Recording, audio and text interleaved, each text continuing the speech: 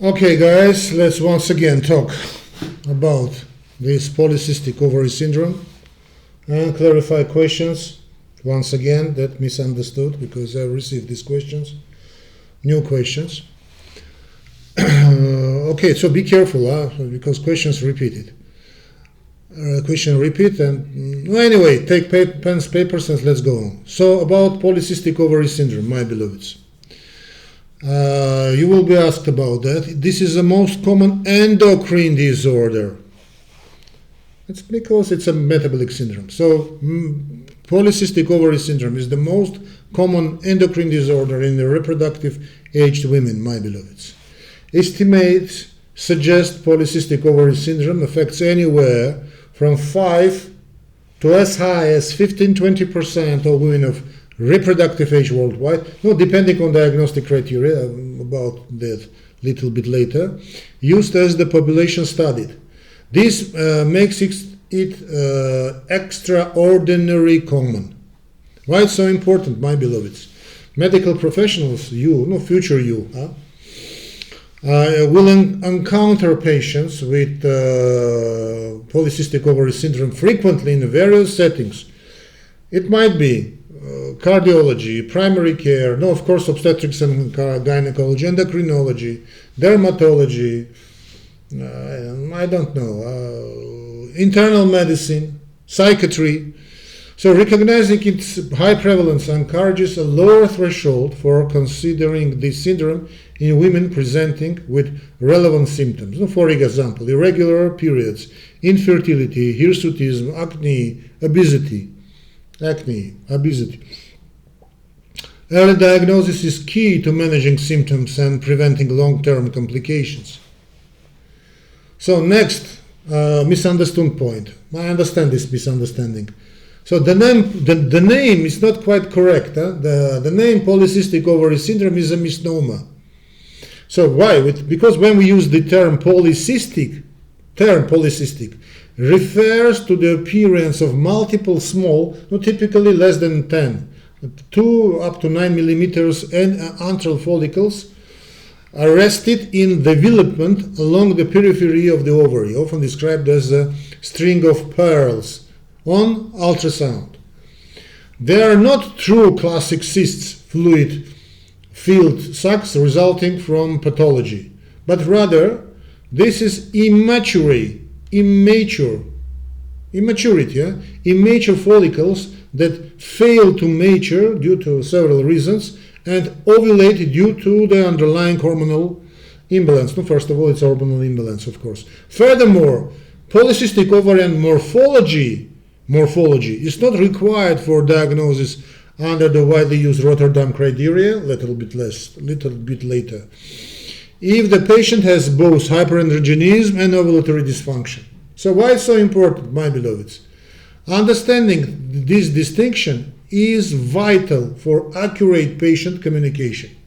Explaining that these are arrested follicles, non-dangerous cysts needing, removal, can alleviate patient anxiety. It also highlights the diagnosis relies on a combination of clinical and biochemical features, not just imaging. It's not just imaging the diagnosis. Actually, nothing is just only. We have never fixed a diagnosis based on, for example, just one examination. For example, imaging, never. So we fix a diagnosis based on several studies, not just one. Remember that. So some women with polycystic ovary syndrome have normal appearing ovaries, and some with syndrome on ultrasound do not have morphology. Get it? Remember that. I understand this misunderstanding, but you have to understand that. You get it, huh? Good. Insulin resistance. So insulin resistance, actually it's a metabolic syndrome. It's a core pathophysiological feature even in lean women. So when we talk about insulin resistance, just understand that this is the beginning of all beginnings, pathological, of course. Getting out from homeostasis. This is the metabolic syndrome, and one of the points of this metabolic syndrome is this insulin resistance. So a significant majority, 70, 80, even more percent of women with polycystic ovary syndrome, particularly those who are overweight, not just obese, exhibit insulin resistance and compensatory hyperinsulinemia. However, a substantial proportion of lean women with this syndrome also demonstrate intrinsic insulin resistance, often related to post-receptor defects in insulin signaling independent of obesity. This hyperinsulinemia contributes directly to hyperandrogenism by stimulating ovarian androgen production and suppressing hepatic production of sex hormone binding globulin, SHBG, sex hormone binding globulin. So why it's so important, my beloveds? Insulin resistance is a central driver of both the reproductive hyperandrogenism on ovulation and metabolic dysglycemia, dyslipidemia, aspects of polycystic ovary syndrome. So this mandates screening for impaired glucose tolerance and all chain of metabolic syndrome, that is type 2 diabetes mellitus using an oral glucose tolerance in all women with syndrome at diagnosis and periodically thereafter, regardless of their weight, no body mass index. It also provides the rationale for using insulin sensitizing agents like metformin in selected patients. Actually, it's a highly controversial, but if you receive questions like this about metformin, you can answer. Particularly those with metabolic dysfunction or for ovulation induction in certain contexts. But metformin is so body weight, physical exercises are the core. We'll just a bit later about that, but if you receive questions about metformin, you can say that it also provides the rationale for using insulin sensitizing agents like metformin, but in very selected patients. Actually, I repeat, it's highly controversial. Now, finally, about this Rotterdam criteria. So, diagnostic criteria allow for significant phenotype heterogeneity. So, you have to remember this, so please be careful. The most widely accepted diagnostic guidelines are Rotterdam criteria, 2003, requiring two of the three principal features, after excluding other causes, of course. First, oligo-ovulation or anovulation, thus manifesting as irregular menstrual cycles. Next, clinical and or biochemical signs of hyperandrogenism, that is, hirsutism, acne, alopecia, elevated testosterone levels. Polycystic ovarian morphology, so we have to see morphology on our ultrasound, that is more than 12 follicles, not follicles, follicles measuring 2 9 millimeters in diameter, at least one ovary, and or increased ovarian volume, more than 10 milliliters. Okay. So this leads to 4 possible phenotypes. So A, all 3 mentioned above. B, hyperandrogenism plus oligo-ovulation, oligo-anovulation and anovulation. C, hyperandrogenism plus morphology. And D, oligo-anovulation plus oligo-ovulation, anovulation plus morphology. Clinical importance of this. Clinicians must recognize that polycystic ovary syndrome presents differently. A patient must have might have regular periods, but significant hirsutism and morphology, phenotype C, while another might have irregular periods and morphology, but no overt signs of hyperandrogenism, that is phenotype D, although it's debated and considered low risk, agree. Understanding the phenotype can help tailor management and risk stratification, and metabolic risk appear highest in phenotypes with hyperandrogenism, that is ABC. Always ensure other conditions mimicking polycystic ovary syndrome, that is congenital adrenal hyperplasia, thyroid dysfunction, actually very often goes together, thyroid dysfunction, hyperprolactinemia, androgen secreting tumors, are excluded. So I repeat, always ensure other conditions, mentioned conditions mimicking this syndrome are excluded. Now about anovulatory infertility. So yes, of course, polycystic ovary syndrome is a major cause of anovulatory infertility. The chronic oligo-ovulation or anovulation resulting from disrupted folliculogenesis influenced by hyperandrogenism, abnormal luteinizing hormone, follicle stimulating hormone ratio, LH-FSH ratio, and hyperinsulinemia makes polycystic ovary syndrome one of the leading and potentially treatable, not terrible, but treatable cause of female infertility. So why so important? Infertility is often the presenting complaint that leads to polycystic ovary syndrome diagnosis. Actually, changing lifestyle makes fertility back. Remember that, not just medication. Huh? So management typically starts with lifestyle modification, regular physical activity, and weight loss, if applicable, of course. Huh? First line of ovulation indication suggestions include retrozole. This is an aromatase inhibitor now preferred by many guidelines over clomiphene citrate, or citrate, let it be. Second line options include gonadotropins or ovarian drilling followed by in vitro fertilization, if necessary. Yeah? Counseling patients about fertility options and success rates is crucial, but remember, the core is a lifestyle modification and especially physical activity and avoiding of sugars. Diabetogenic sugars, fast carbohydrates. Then, increased risk of endometrial cancer. Yes, unfortunately, God forbid. With chronic anovulation leads to what? To prolonged exposure of endometrium to estrogen produced peripherally from androgens without the balancing effect of progesterone, which is produced after ovulation. So this unopposed estrogen causes continuous endometrial proliferation, leading to endometrial hyperplasia and a significant risk estimated to 6 times higher of the developing endometrial cancer, often at a younger age than the general population. Why it's so important? This underscores the importance of managing menstrual irregularity in women with polycystic ovary syndrome, not currently, of course, seeking pregnancy.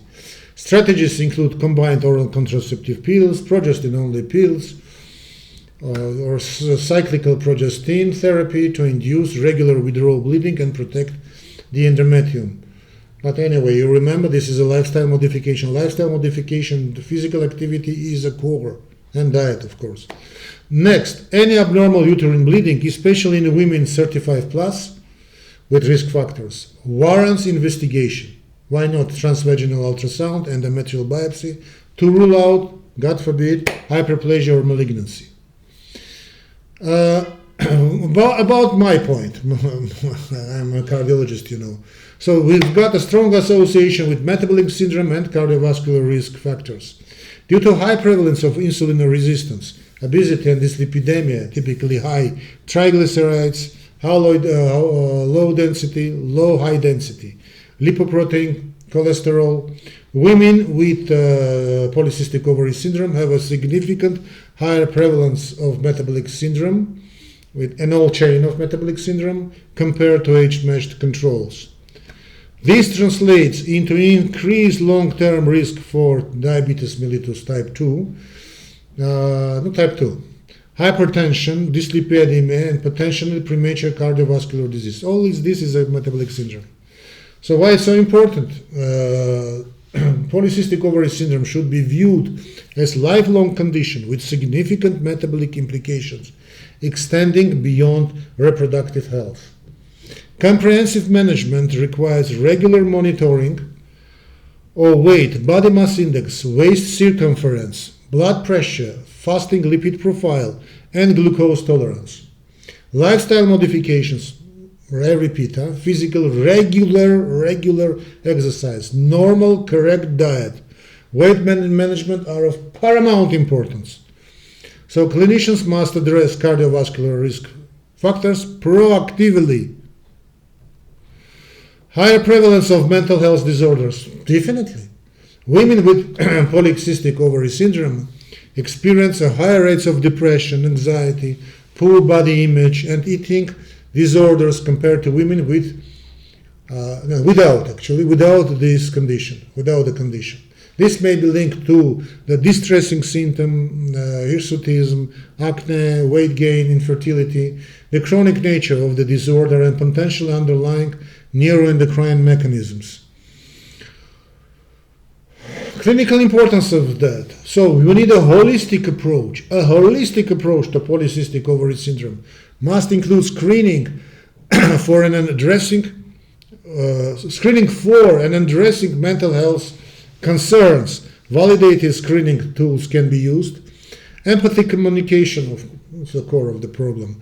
Addressing cosmetic concerns seriously, providing psychological support resources, and referring to mental health professionals when appropriate are essential components of comprehensive care. Treating the physical symptoms can sometimes improve psychological well-being, but core of the problem, physical activity.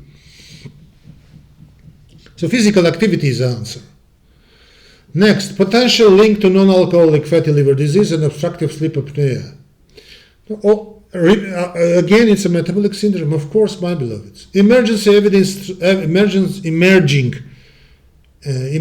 evidence strongly links the polycystic ovary syndrome with an increased risk of non-alcoholic fatty liver disease and obstructive sleep apnea, often independent of obesity, likely driven by insulin resistance and hyperandrogenism.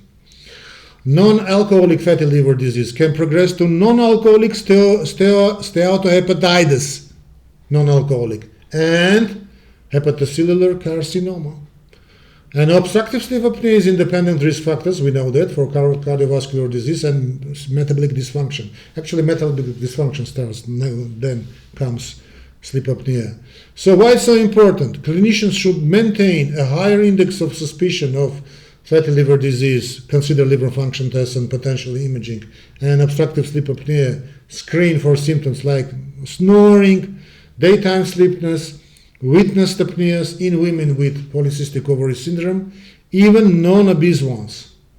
Referral for further evaluation, for example, fibroscan for liver, polysomnography for sleep apnea, may be necessary. Actually, the polysomnography is something. But anyway, you answer in this manner. So managing these comorbidities is crucial for overall health. About lifestyle modification, my beloveds, it's the first line, gold standard therapy with profound effects. For overweight or obese women with polycystic ovary syndrome, even modest weight loss, for example, just 5-10% of body weight, it's a modest, okay, can have significant benefits. It can improve insulin sensitivity, lower androgen levels, restore ovulation and regular menstrual cycles, improve fertility outcomes, reduce hirsutism, and decrease long-term metabolic risks. So lifestyle modifications, what clinical importance? Lifestyle modifications, I repeat, increased regular physical activity, dietary changes, so avoiding of sugars, diabetogenic sugars, drinking a lot of water, regime, behavioral support should be emphasized as the foundational treatment for overweight obese women with polycystic ovary syndrome before or alongside pharmacological therapies. Okay, so clinicians need to provide evidence-based guidance, support, and potentially referrals. Up to you, to dietitians or weight management programs. Highlighting the wide-ranging benefits can motivate patients and motivate to engage in these crucial changes. So we have to understand that this syndrome is polycystic ovary syndrome is far more than just of an ovarian or fertility issue. It's a complex endocrine and metabolic syndrome. Well, metabolic is endocrine syndrome with significant short-term symptoms and long-term health risks spanning reproductive, metabolic, cardiovascular, psychological domains. So a thorough understanding of these diverse manifestations, diverse underlying pathophysiology and associated comorbidities is absolutely essential for medical students and practitioners and practicing physicians to provide comprehensive, evidence-based and patient-centered care throughout a woman's lifespan. So that's all. Thanks for your attention. Oh, I passed 20 minutes. I'm sorry. Anyway, so thanks for your attention. Don't forget to follow and subscribe my Dr. Y YouTube channel as well as my Dr. Y Telegram channel. To find this is very easy. You type in searching mode in Telegram Dr. Y, like question, Dr. W-H-Y without question mark. You click start and you choose your plan. God bless you.